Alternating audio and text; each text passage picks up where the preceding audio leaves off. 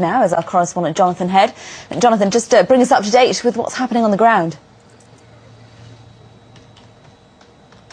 You can probably see the black smoke behind me. That's the very centre of Sirte. The position I'm targets you can see behind me, setting off fires across the town.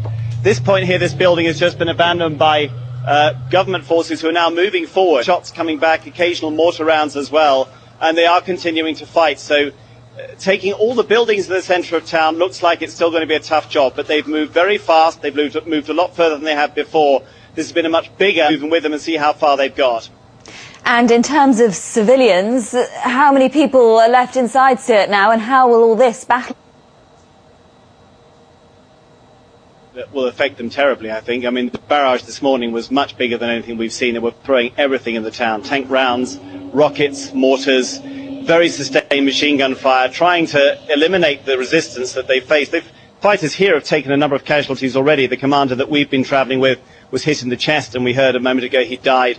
We've seen a lot of ambulances going backwards and forwards.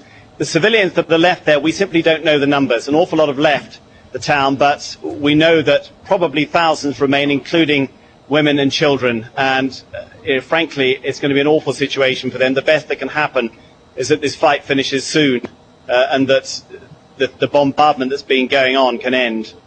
OK, Jonathan, for the moment, thanks very much indeed.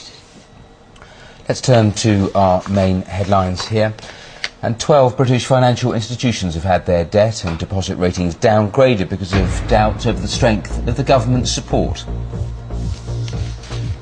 10 years after the invasion of Afghanistan, a former commander of coalition forces says they still lack the knowledge to bring the war to a successful conclusion. The Labour leader Ed Miliband has announced a major reshuffle of his team, promoting 6 members of the 2010 intake of MPs, including Rachel Reeves to Shadow Chief Secretary to the Treasury.